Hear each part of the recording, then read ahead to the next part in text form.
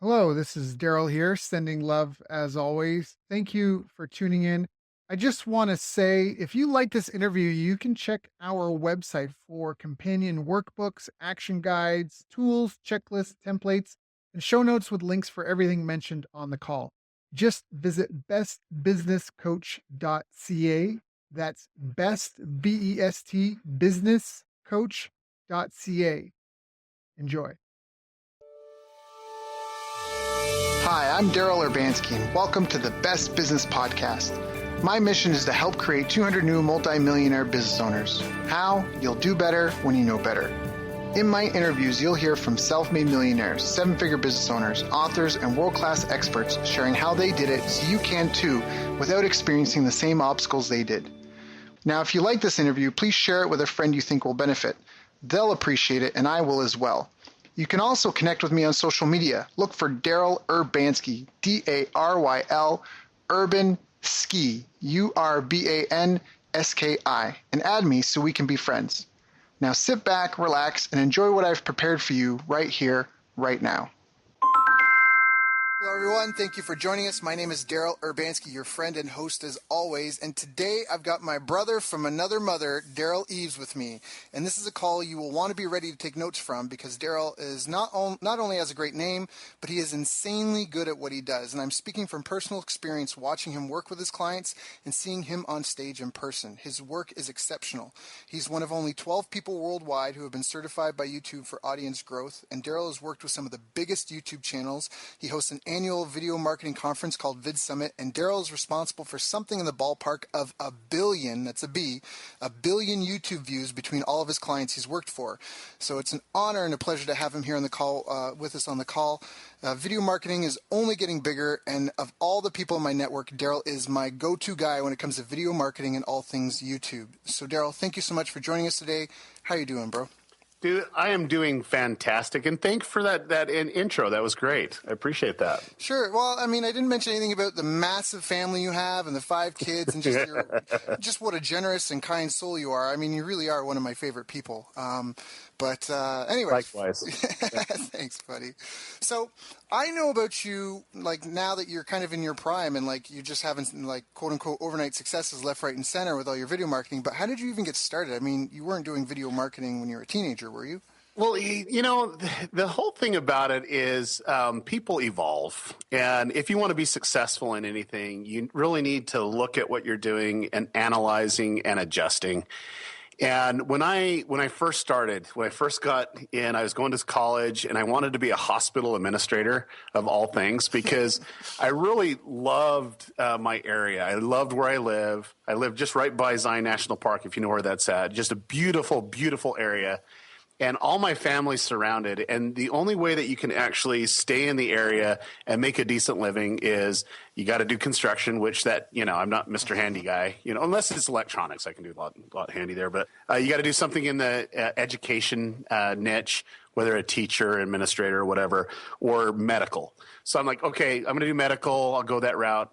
Really good with people, so I'm going to do public relations and so on. And so I went to school. I got a 4-year degree in almost 3 years, and I'm just one of those crazy guys that likes to get things done quick.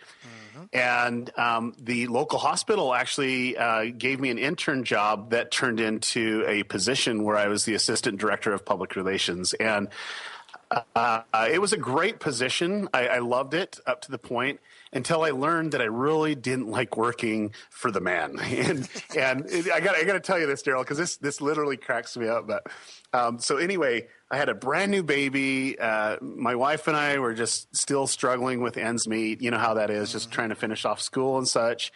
And I get a job. I got my dream job that was supposed to take me down the path of where I wanted to be, which is to be the administrator of the whole hospital. And I was working for the biggest hospital in the region, and so I was excited about it. And for me, I'm kind of a weird person. I actually can do graphic design, web design, and I can also program. And I literally put together a lot of stuff for the corporate company, which I did their corporate website. We did a lot of their publications. I did 15 publications that we did, magazines, newspapers, so on and so forth, and a lot of internal stuff. And I saved them $685,000 in about 6 months. Wow. And I went to my boss's boss, and he was the one that actually interviewed me and hired me. And, told me, hey, if you do really well, we have incentives. So I'm like, okay, I've done really well. Yeah. So I went back to him, and so here we have the CFO and the CEO in the same room, and I come in, they're like, Derral, we're just so excited to have you on the team. You're just doing completely amazing. I says, well, great. I'm glad that you think that. And I just want, I was able to show what I was able to do. And I says, I just want a $10,000 a year raise. And they're like, oh, Derral, you'll be making more than your supervisor. And, I don't know if we can do that. But, in 15 years, you could be in our spot. And I'm like, 15 years? And I knew right then and there, Derral, I knew right then and there that I had to do something different. I had to go from there. And I got a lot of job offers, but they were all out of my area. And I'm a small town guy. I just love being around my family because family is where it's at for me. Mm-hmm. And so in 1999, I called up my wife and I says, look, we have all these offers. I want to quit my job. And she goes, I will support whatever you need to do as long as you're not starting your own business. That's great. I looked around and I couldn't handle it anymore. And I told her, I says, look, I looked at every opportunity, but what I feel inside is I need to start my own business. And she goes, okay, I'll support you 100%. That's the kind of woman that I married, and she's amazing.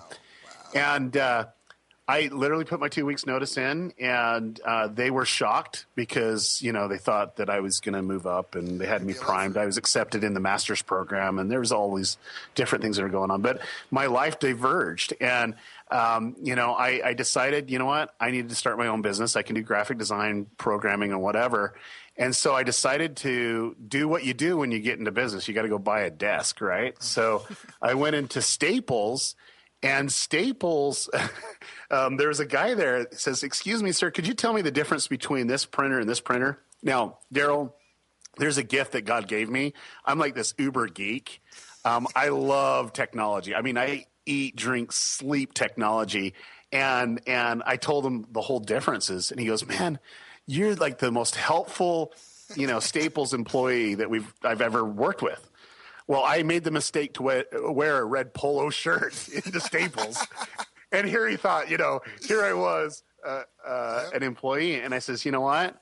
No, I'm not. I'm actually coming here to start my own business. He goes, well, what do you do? And I explained what I was wanting to do.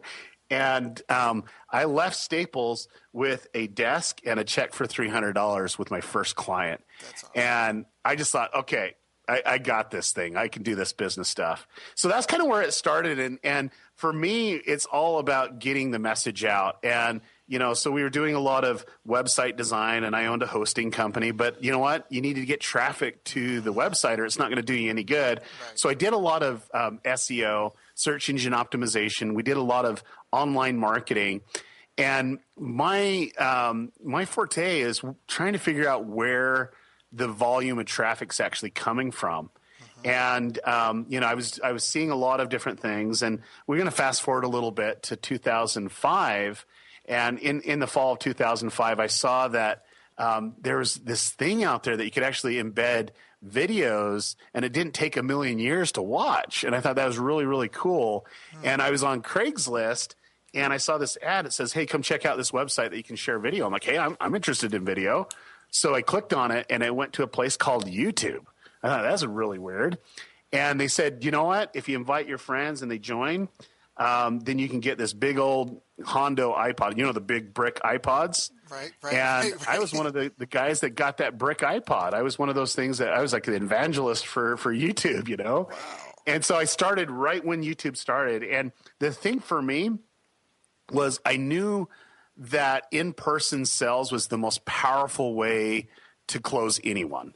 It's the most powerful way to get your message across. Mm-hmm. And when that can occur, I knew video could do that, and it could do that 24/7. So, Derral, what I did was I had my local businesses, the doctors, dentists, attorneys, furniture stores, mom and pop shops that have retail, whatever. And I actually created videos for them that, kind of put their message from there. And I got those videos ranked. And I was like going through actually this last week, Derral, and this is pretty funny, but I went through all the videos I ranked in 2006, and 85% of them are still on page one. We haven't done anything for them. So that's kind of how I got started. I know that's a long long discussion, but that's how I got started into this. Is I wanted to find a great traffic source, and I found out it was not only a great traffic source, it's a great conversion source. This is one that can actually convert people to what you're trying to do, whether you're trying to increase your brand or you're looking for sales and leads or build an audience or whatever your desire is for success. That's awesome. And no, that's a great story because it kind of fits in with what you said at the beginning, that no matter what you're doing, you kind of have to, as you get motion, you have to review your progress and adjust, right? You have to kind of get your feedback. I mean, that's what Aristotle said, action defines character, not adjectives. And so through your actions, you kind of evolved and it really defined who you are. So, no, thank you for sharing that. That was excellent. I was at a conference like a half year ago, and I was shocked to learn that YouTube started off as a dating site. It was supposed to be a video dating site. It was YouTube. You're supposed to have your own channel, right? That's how it was when it launched, right? Did you know that? You know about that at all? Do you know, that's one of the misconceptions, a lot of people say that's what it is. There was a lot of people that were utilizing it, but really it was just a place to house a video like it is now. And their main source was to put that into MySpace. So the video would be embedded into MySpace. That's how it took off, really. However, at that time, that 2005, 2006, early 2006, there was a lot of dating services that was using YouTube to, kind of say, hey, let's go on a date, And so a lot of the main content, that was there was more dating. But believe it or not, there was a lot of people that started with vlogs and so on. And now they have 9 million, 10 million, subscribers and bajillions of video views. It's crazy. That's awesome. And so, you've been there. If YouTube launched in 2005, you were there optimizing videos in 2006. You've come a long way, seen a ton of stuff. Have you had, what have you really learned? What have been the big kind of learning curves, or have you made any major mistakes that have really led to any sort of insights, or, how has it kind of evolved? Because one of the things that I think you bring that's so powerful is kind of now we're talking about the history of how things evolved. And I know for myself in my martial arts background, people often just try to mimic what they see people doing, and they don't understand that evolution and how things and the how and why things evolve that way. If that makes sense at all. And I think that you probably have a ton of insight into that. And if you could just talk maybe about that a little bit, that would be really why are those videos that you did in 2006? Why are they still number one? Well, a lot occurred, and there is kind of like the timeline of things of what was instituted, what was added as features, what was pulled away, and so on. But 2006 was a big year for YouTube. Why? Well, Google bought it. Google saw the writing on the wall. They actually launched a thing called Google Video that was way inferior. So they just went ahead and spent billions of dollars to acquire something that had only been out a year.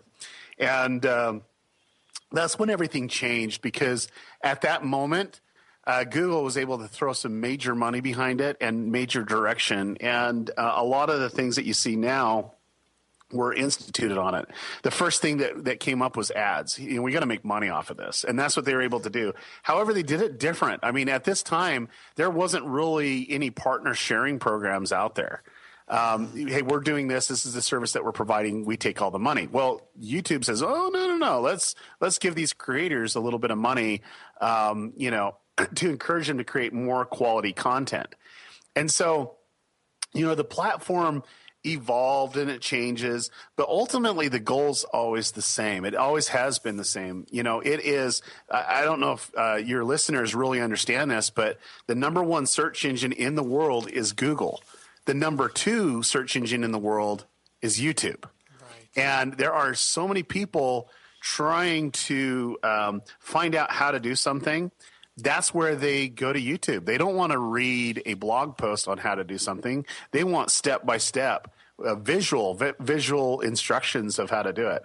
And it's getting more and more to that, where it's ingrained in a lot of the target audiences that are actually coming up. I know my kid, he had his iPod all ripped apart, like literally, and he had some YouTube video because he was just interested in seeing how it works, and it evolves. But the platform itself is made so that you're able to broadcast your message to the world. And you're basically your own channel, your own TV channel. And what you do with that, you're able to do that. Or you could take that video and embed it on other places out there, and it's used for, whatever you're wanting to do. And there's multiple ways that you can use video. The reality, though, is it really can intimidate some people, and I would discourage you from being intimidated from it. You got to figure out how it's going to work for you, and then utilize it, because there's some power behind it if you know what you're doing. And YouTube itself, the way that it's evolving right now, is going to be pushing more and more where the content creator, and if they can get people to have their watch times on, and what that means is watching their videos on YouTube, it's going to get a lot more visibility. And when you get more visibility, that means you're going to come up easier on Google. You're going to come up easier as suggested videos in YouTube, and even in the search results there. But the dynamics really haven't changed, Derral, from ranking YouTube videos. You asked me about ranking, those, what I did back in 2006 to rank the videos. It really hasn't changed much. It's just the only thing that's changed is there's a lot more competition now. And so it's optimizing your title, optimizing your first paragraph of that description, and then your tags. And that's what will rank you on Google. And then your social interaction now, and also some people commenting on Twitter or whatever, to create some of those backlinks for you as well. But the reality is to rank on YouTube's completely different. It has a completely different algorithm. They actually look at your watch time, how long somebody stays on it, and if it's above average. And also your session watch time is how long do they actually stay on YouTube when they come to YouTube. Those are the factors that they actually rank you on after they have this little preliminary ranking metrics in their algorithm that they do for about 6 days. And after that, they go off of the factors that they're able to collect. So all right, so let's just summarize that. So, I mean, as far as I've got, a small, like I'm in a local town, I've got some sort of brick and mortar business, or even if not, if I'm a national business, but there's keywords I want to compete for, it's optimizing kind of your title, optimizing your description, and then I guess your tags, and that's kind of what you can do to get indexed, so to speak. And then beyond that, really your videos are judged based on how much people watch of it, and how long they stay on YouTube after having watched it. That would be for YouTube. For Google, you'd need to make sure that people are, searching for it, finding it, consuming it, or sharing it in social posts or on websites or whatever. So there's some backlinking stuff that's still a factor on Google. Got it. So where do people often go, like south or sideways? I mean, all right, I got this channel, I want to get up and running, I want it I want my billion views, and they've indexed it. Is that really is that kind of like, what's I guess kind of part of the 80-20? I mean, that's probably the $1 million question right there. And I have $1 million answer for you that doesn't take $1 million. Sweet. I love that. You cannot, let me just make sure that everyone understands, you cannot repurpose videos to go on YouTube. You need to go through the creation process of why you're actually creating the video. What's your success metrics? And then you really break it down on the specifics of why you're actually making that content. And then you literally put together a video formula. And this is a video formula that I teach, but you go through 8 questions that you kind of go over, and then you break it down of how to actually put the video together so that it has the maximum result. So there's been a lot of marketers out there that have started a YouTube channel, and they wanted just views, but they don't get views.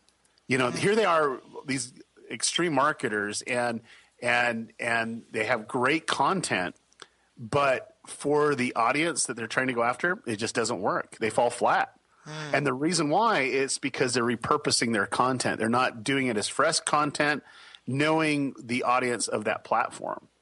And if you're going to just use it as a video that you're embedding on a website, well, and you're not worried about audience growth, you're just worried about, captivating an audience.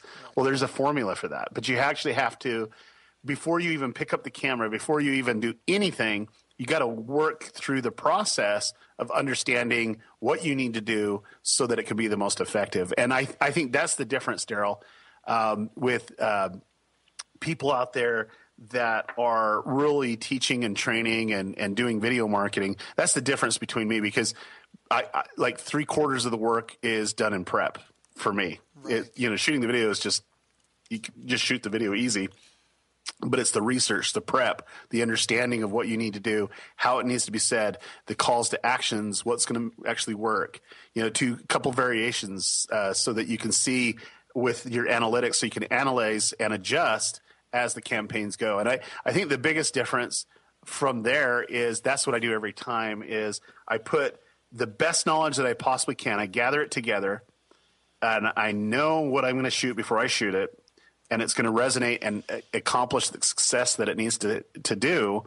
And then at the end, I always analyze and adjust, because that's where it changes. And with video ads and a lot of stuff that you can do, you can literally adjust on the fly and see a higher ROI on some of your projects for that. So wait. Let's break that down. So all right. So I think I've researched my market. And you have a video too on your channel, which I'll reference later, but it's like how to get one of it's like how to get 1 million views on YouTube or something like that. And it talks about the keyword research part. Is that the right video? Yeah, it's how to get more views on YouTube. How to get more views. Yeah. You've got 1 million views though with that video. Yes, I do. Yeah. So a little pat. There you go. But in that video, people can learn, and it's part of it's keyword research. It's finding what people are already searching for.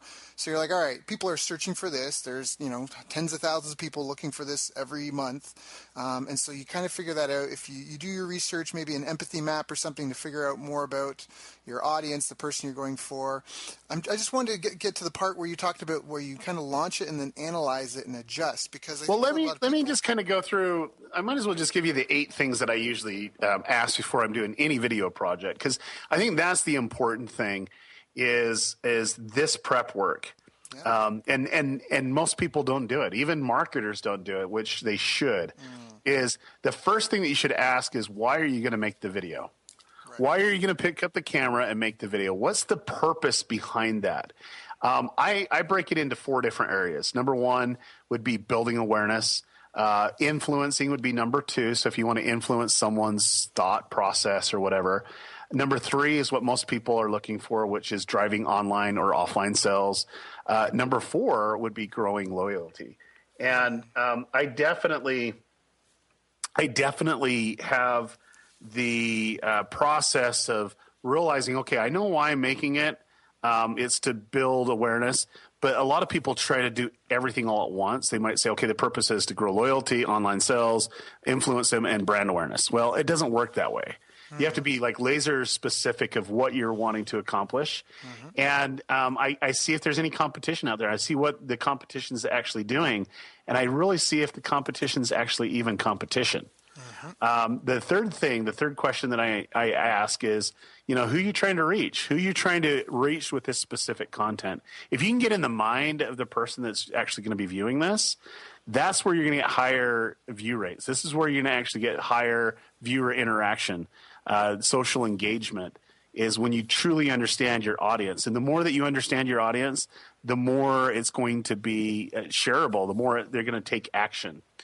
And it's not always, believe it or not, this is where the analytics come in too, is your audience might not always be the ones that you're wanting. You might be attracting the wrong audience with the wrong message. So the next one is you got to figure out who your core audience actually is going to be and some of the demographics that's there.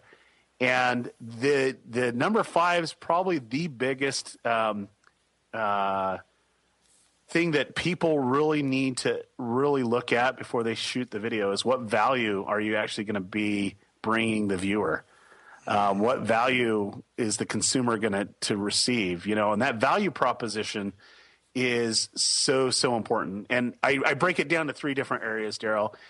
You're either going to inspire them, you're either going to educate them, or you're going to entertain them. That's just the 3 ways that you will bring value in a video content in that form. And if you're really good, you might be able to educate and entertain, or educate and inspire, or inspire and entertain at the same time. You know, you can maybe add all three. It really depends on how effective that you do. Right. And that value, as that value goes up, then it changes.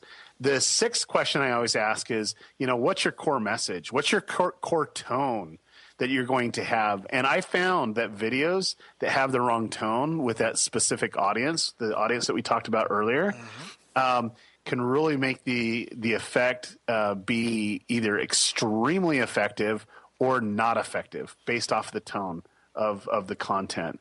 And number 7 is, you know, how are you going to deliver that content to get the maximum reach? And everybody's first gut reaction is, well, I'm going to just upload it to YouTube. Well, maybe the maximum reach for this, if it's a brand awareness, is to actually upload it to Facebook and to YouTube. If you're just trying to get brand awareness and you really don't care, all you want to do is get it in front of people, maybe we need to deliver the content a little bit differently and then do different endings based off of the platform. And the final question that I always ask is, and this is my most important thing, is what does success actually look like for this video? And like I said, you can't say, oh, I want it to be the most viral video ever. I want it to be this, and this. No, you got to pick one and figure out what success is actually going to look like. And when you do this for me and you do it right, I have videos right now that are converting at 80%. So 80% of the people there are literally taking action and going through that process. And after I shoot the video, I always, if it's a really, really important video, I always let people see it before I release it, so I can just adjust a few things, analyze what they're saying and adjust it, and then release it, and then we can analyze and adjust from there. So Got it. Yeah, that's a great list. So 1, why are you going to make the video? 2, what is your competition doing, the good, the bad, the ugly? 3, kind of who are you trying to reach? And you said 4 is who's your core audience going to be? Because I guess the people you're trying to reach isn't necessarily your core audience. Is that correct? that is correct. And can you explain that? Can you explain the why of that? So the core audience, you'll always say, hey, this is who I want it to be, but you're always shocked of what it truly is. See, we're in a global market now, and I don't want anyone to think that they're just localizing anything. Mm-hmm. You're in a global market, and even though that your content, you're doing your best to try to figure out who you want, this is one area that you'll always adjust, because you'll be blown away that, oh, maybe this is only resonating with, you know, the teens, or this is only resonating with, you know, parents, or if you're really lucky. And I've had a couple of clients that have this, that it's literally the demographics is from, you know, a 5-year-old all the way up to great grandma. You know, and it's amazing, and it's everything in between. And, you know, you can have that, but you got to figure out who's going to be the most core on that, so that you can actually make that content, that tone, which would, you know, the value in the tone would resonate with that core audience. Got it. Thank you. So, all right, so that was 3 and 4. 5 is what values the viewer getting from your video. 6 was what is your core message or tone. And I love that, too, because I've seen some great videos that were so dry, you know, and that maybe that's okay, but that has to be like, is that the tone that they want? Or well, the question would be is, do they want to be dry for 20 minutes, or can they be dry for 3 and just be just as effective of getting that message out in 3 minutes? Right. Because that comes back to knowing your audience, right? Okay, and then 7, how are you going to deliver it for maximum reach? And 8, what does success look like for this video? So that's the list, just to summarize for everyone. I didn't miss anything, did I? No, that's great. Yep. That's awesome. So something that you've been saying a couple of times has really piqued my interest is when you talk about analyzing and adjusting. So, but I've launched my video. What do you mean analyze and adjust? Like, if the video is there, it's going to fail, or it's going to fly or flop, isn't it? Well, no, not necessarily. I mean, the whole thing about it is, you got to realize what your video is used for. Is it an ad? Is it something that's on a landing page? You know, just to really help people go through the sales processes. You know, those are a couple things that you're actually looking at. Those can be adjusted, and you can do split testing and multiple things there to see what actually converts higher. Mm-hmm. And that's something that you can analyze and adjust. Now, the other stuff, if you're just putting it on your channel, you just got to learn from your mistakes or learn from the new information that you have. And the more content you put out, the more information that you're able to gather. So when you're doing your assessment before you make the next video, you can really say, oh, I learned that, 80% of my audience is female, and maybe the tone that I'm doing it isn't necessarily, geared to a male. Maybe I need to be like this when I'm presenting, or maybe I need to that. That's where you're analyzing and adjusting your campaigns. Got it. Now, you gave me some advice a while ago when I was talking about launching, and maybe this is my own selfish means, but I'd like you to explain a little bit better for myself and the audience. You were saying, Derral, I wouldn't focus on launching a ton of videos at the start. I would focus on only launching a couple and getting those a ton of exposure before you start releasing, regular content. Now, is that correct? Did I butcher your advice at all? No, that's exactly what I would say every time. The reason why is I'd look to see what the most, well, it depends on the video that you're actually making. Is the video you're making more instructional or, encouragement, which you said yes in that area. So for that, I just see what's the most search terms. I would put all my effort and time really refining what those videos are. I would literally get it in front of people so they can see it before I launched it. And then I would work on getting that position so that it can come up, in top positions. So like for me, I made 4 videos when I started my YouTube channel, and those 4 videos I launched all at the same time. Now you're not supposed to do that. You want more continuity. But for me, you got to make a splash. That was my splash.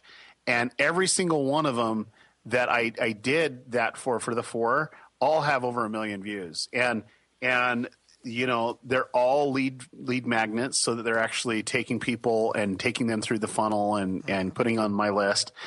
And they're doing exactly what I want it to do. But they show up in Google. They show up in YouTube at the very, very top. Yep. Some of it has like 1 billion search results. So, there's a lot of competition for it, but yet it still comes up, and it's fulfilling with what that purpose is. So the more that you can actually look and evaluate, the better it's going to be. And far too many people start just throwing out content that they don't put a lot of thought in. And I like to just put like 3 or 4 videos so that we can literally say, okay, here's my best stuff, put it out there, and then you start refining and adjusting as you go.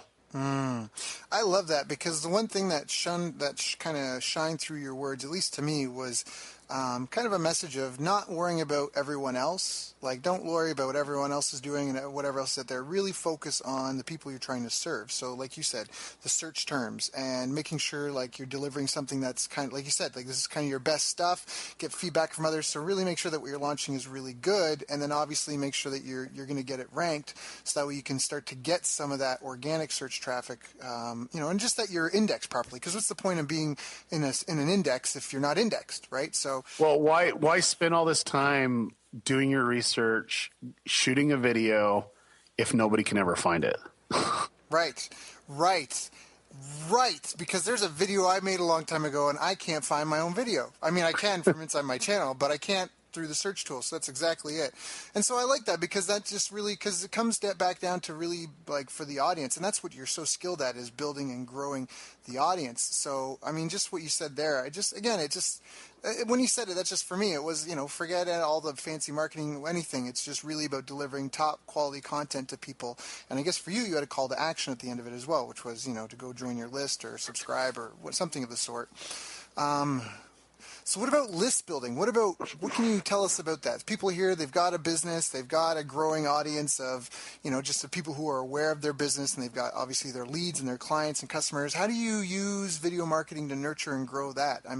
Obviously that's a great question. And my question is, I'm going to just ask you a question. Sure. What would you say is the number one way people actually get leads right now in your industry? What do you think that is?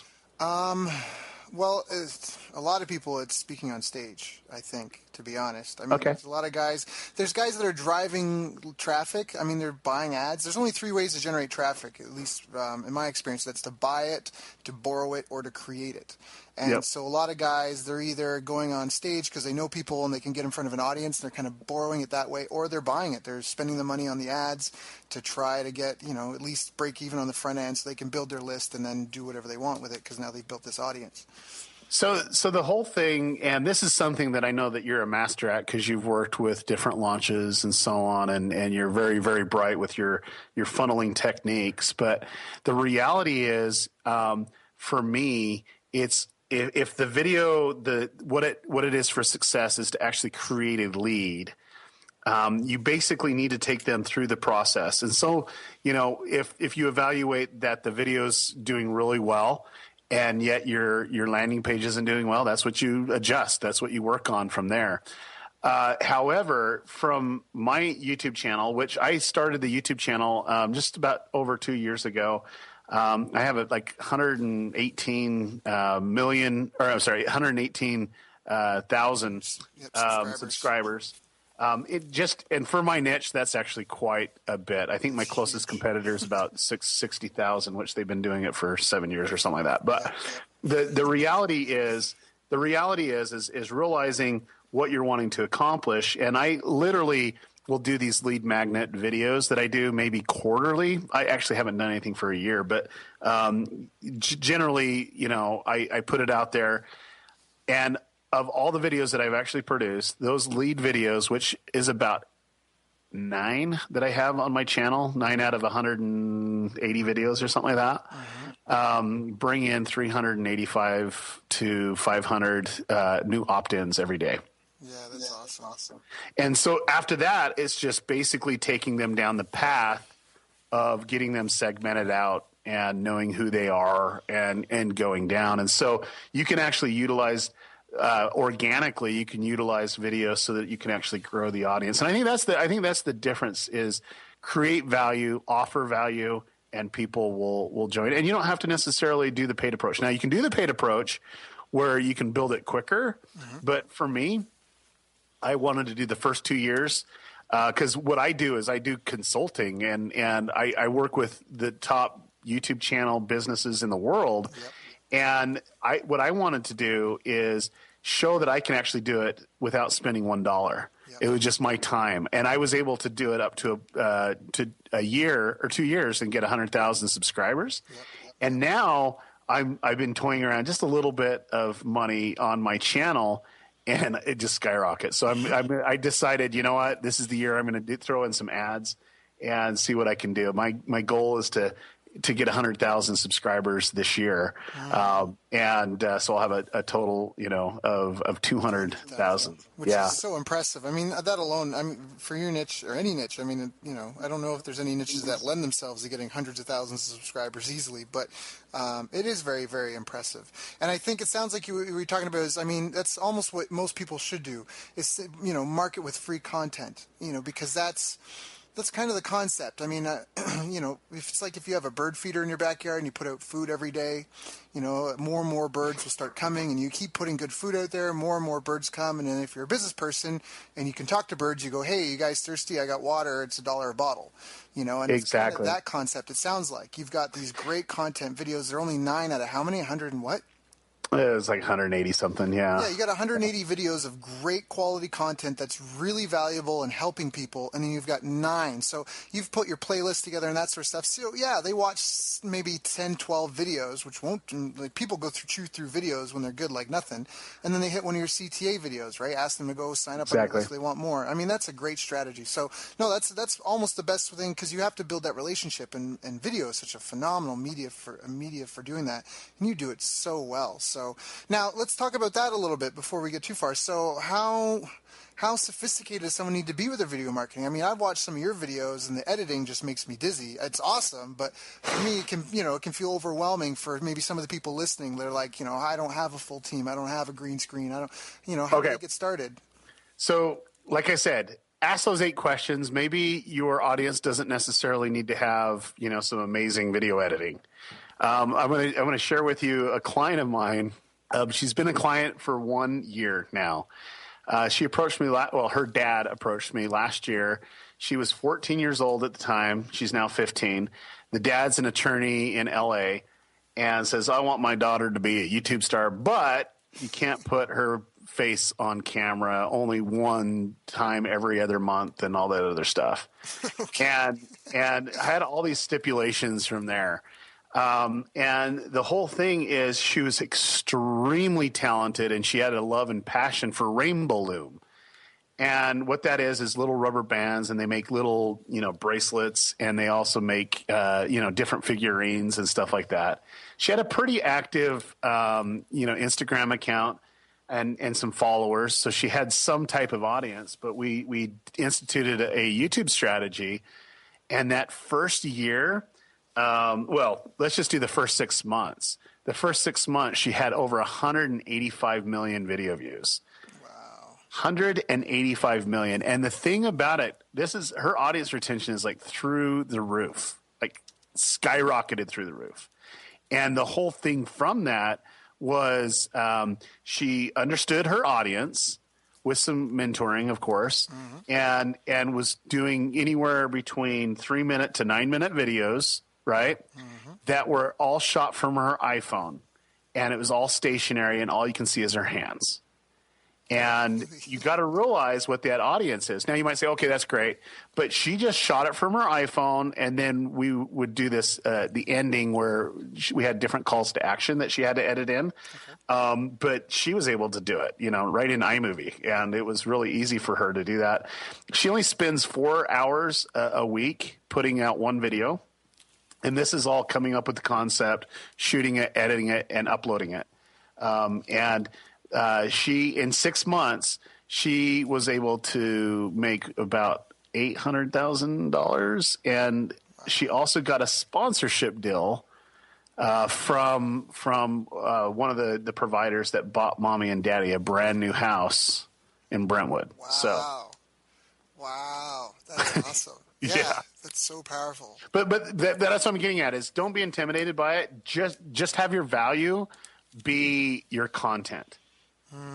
They'll watch anything, and unless it's really, really shaking camera syndrome, but literally have it be your content, and that's where things will improve. And then as you start to grow an audience, make money, and do all that other stuff, maybe you can get in a little video editor or something like that to handle the load. Right. That's awesome. Great tips. Very, very practical. Now, I just have a question because I know this. I already have in my head a couple of listeners who email me all the time, and I already know the questions they're going to be asking. And that's knowing your audience, Derral. That's pretty good if you can already anticipate their questions. Pat on the back. But I know I'm going to get the question. But what about free versus paid? But what if I give away all my stuff? You want my content to be valuable, but if I give away all my stuff, what are they going to buy? Okay, so my approach is completely opposite than most people out there. I say give away your best stuff, except just a little bit. Always have just a little bit set aside, but definitely do it. So my thing is you mentioned that video of how to get more views on YouTube. Has 1 million views. Well, I gave 9 tips. And it was on keyword research, how to actually optimize and so on and so forth. And then it went to a 2-hour training that I gave the best stuff. Really, I did. And it was free. But they had to exchange it for their name and email address. And that was my point of conversion is that wasn't necessarily for free. I was able to get something out of this. And then it starts them through it. But the reality is for you to give everything that you actually know in a video, it's not possible. I don't see that unless they're always recording on you the whole time. You only can give snippets. But I found, I literally won't give the same speech on stage twice. I'll always customize it for the audience. That's one thing that I always do is I'll analyze who the audience is and I adjust it. But I give so much information out. And it might tweak or change based off of the mood or my audience that I'm presenting. And also the format. If I have 2 hours to do it, like I was on stage for 2 hours, it would be this format. If I'm on stage for 8 hours, which I have been, it'll be a different format, and as you're adjusting to that, that's what makes the difference right there. So hopefully that answers that question. Because It does. And I mean, because, at least depending on the different business you're in, if you're in an information business especially, or even the music business, that's an information business. And when a band gets an opportunity to have the entire nation, like, give them 5 minutes of their ear, they don't put their second best song from the album on the radio and hope that, they leave that for everyone else to find that buys the album. They take what they think is their best song and they do you know what I do, Derral? This is funny because I promote a lot of musicians, a lot. Okay. I have them give away their music. Yep. Why? It's $1. Yep. That's $1 for a solid lead, and you know what you can do when you have a good lead. Yep.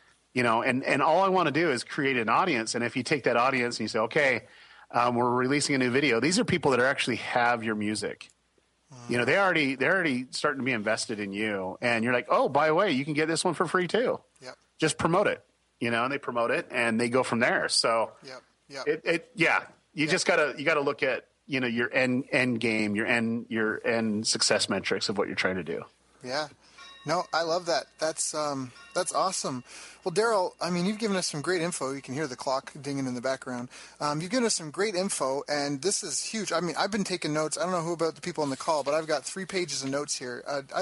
Forget your name. I just love your content and just what you bring to the table, because it's tried, tested, and true. It's proven. I mean, I've seen you on stage a couple of times now, and we've had lunch a few times, and you're just such a great guy. I love this stuff, and video marketing is so important. It really is the way. I mean, TV was one of the most powerful mediums that we had before the internet, and now we have that, and it's available to anyone. Like you said, like a girl with an iPhone was able to generate $800,000 with a little bit of coaching and prodding and just a lot of action in the right direction. I mean, if she can do that, then anyone listening to this call is capable of getting some sort of results with video marketing. So I know you charge people for this. I do value and appreciate that. What are you working on now? What's the kind of stuff that you're passionate about? What are you excited about these days? I have my stable clients. Like I have like Adobe Software, Red Bull, NBC, stuff like that. It's pretty easy consulting. They know what they're getting from me, so on and so forth. But what I really, really enjoy is taking someone that's like super talented and getting to where they need to be. So last June, I actually picked up a client, and they're like kind of like the Saturday Night Live, but for families. It's like clean comedy. Oh, I like that. And they were in their 4th season, and they're on a channel called KBYU. It's pretty much on every cable station or whatever. But they really wanted to have an online presence and start building a YouTube channel. And when they came to me, they had about 70,000 subscribers, and they were really just trying to transition. They just didn't know exactly how to do it, but they wanted to try to transition so they can be a power player on YouTube. And just in about 8-9 months, they went from just roughly, I think they were about 20 million views on all the videos that they have. And as of today, they're really pushing 185 million video views. They're called Studio C. Check them out. Yeah, I just checked them out because you just posted their Marvel video, and I watched it, and literally before our call, and I noticed you even used that in your YouTube video, the soccer one. I was like crying from laughing. The Scott Sterling, yeah. Oh, it's so bad. Anyways, that's awesome. Yeah, so anyway, they're super talented. So their goal is to be at 1 million subscribers by the first of the year. And so that's my goal for them. And they're really talented. This last Avengers one got 1 million views in 5 days. That's awesome. So we're really on the path. And we have some great strategies coming out, to do that. So that's one of the things I like to work with people that have all the talent, but they don't have the talent that I have. And so I bring that, and then it just amplifies. Other than that, I have a conference coming up, and the people that are really, really interested in video marketing or video advertising or any type of, conversion, I'd encourage them to check out vidsummit.com. It's vidsummit.com. And I put together a conference because there was a need out there, and the need was, an event, a training event that was geared for people that wanted to get conversions with video. And some of the speakers that I have are the very, very best in the business. One of the keynotes is Jeffrey Harmon. And I don't know if you know the story, the first case study for video advertising, not only on YouTube, but on the internet, was AuraBrush. And this is the mastermind behind AuraBrush success. I mean, it was crazy how many the conversions that they actually do. And then he and his brothers did the Poopery campaign that everybody so loves. And we have him coming. We have Ricky Ray Butler, who just sold his business to one of Bill Gates's company just this week, actually yesterday. But he's an amazing man that has brought more sponsorship dollars to the content creators on YouTube. And it's ridiculous, the amount. We also have Sean McKnight. He's like the brains behind 2 YouTube channels that are equaled up to 4.5 million subscribers. Wow. He was able to get one of his channels 1.3 million subscribers in 8 months. Wow. This guy is just brilliant. Yep. And then we have other ones like Mr. Chad. He was the founder of one of the co-founders of Maker Studio that was acquired just recently by Disney for $500 million. Wow. And we have people like Mark Robertson and Travis Chambers, who Travis actually launched the most viral ad of all time. And we have some really, really amazing speakers there. But this is the difference: is there's no pitching on the stage. I won't allow that ever. And I know people think that I'm nuts when I do that, because that's how you make money. Right. But that's not the goal behind this. The thing for success for me is to have a place that you can go and learn from the very, very best. These are the people that have budgets. Like the budget that I work with, Derral, for my marketing, for my clients, last year it was almost $12 million.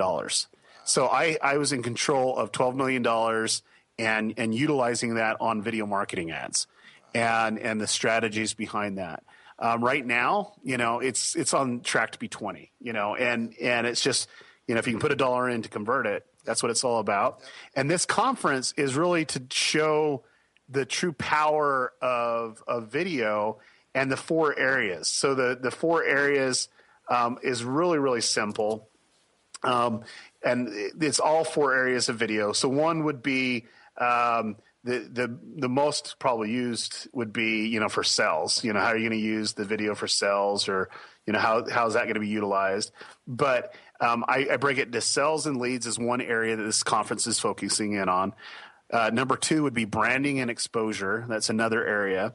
Audience building, which I had the same client that I was telling you about. We did a T-shirt. They made $80,000 in like 10 days on that T-shirt. It's crazy when you have an audience what you can actually do. Yep. And then the last would be sponsorship. So those are the 4 areas that we're focusing in on. And anyone that really would love to use video, a part of their strategy, this is a great conference for that, because you're gonna learn from the best of how to actually get the conversions that you're wanting from the ad. If your goal is to create leads or to build an audience or to get branding, that's what it's about. Yeah. So. Yeah. No, and that's even the whole point of this podcast is to help generate 200 new multimillionaire business owners. And people say, how? Because you do better when you know better. And the whole premise is to bring people like you who are legitimate, who are out there actually doing it, and connect my audience to them. And I strongly encourage anyone that's interested in video marketing to check out vidsummit.com. Derral, do you have the previous year's recordings for sale as well? Because if you join the 2015, you get the previous years. Got it. Oh wow, yeah, that's a great deal. That's like practically free for the event. So yeah, no, I'm crazy, Derral. I want to bring value. For me, it's not about money. It's about making a difference in the world. Yep. And there's a lot of people that have a message, especially I know the ones that are listening right now, they have a message and they might feel intimidated by one aspect or another. And I'm here to tell you, mobile and videos converging at a rate, you need to understand video and utilize it, because some of the things that is coming forward, it's going to change the world. Huge. Yeah. And being first to market can be such a huge advantage. I have a client in a different industry. They're second to market, and the guy who's in first place, not going to name names or anything, but long story short is he's like breaking all the have a successful business rules possible. But because he was first and he was alone without any competition for like 5 years, he's so well established that he can have an outdated, he can do that and almost abuse his customers in some respects because he was first, because he's taken up so much of that. There's a book, The 22 Laws of Marketing, and one of them is if you can't be first in your category, pick a new category, because being first can be so important, so valuable. And like you just said, mobile and video is definitely where it's at. I know when I was in Japan consulting, this is years ago now, this is like 7 years ago, I had a client who was worked for an advertising firm, and they called cell phones 3-meter media because it was never further than 3 meters from you. Exactly. So no, hands down. So vidsummit.com, or you can check out his YouTube channel. It's Derral Eves, Derral Eves.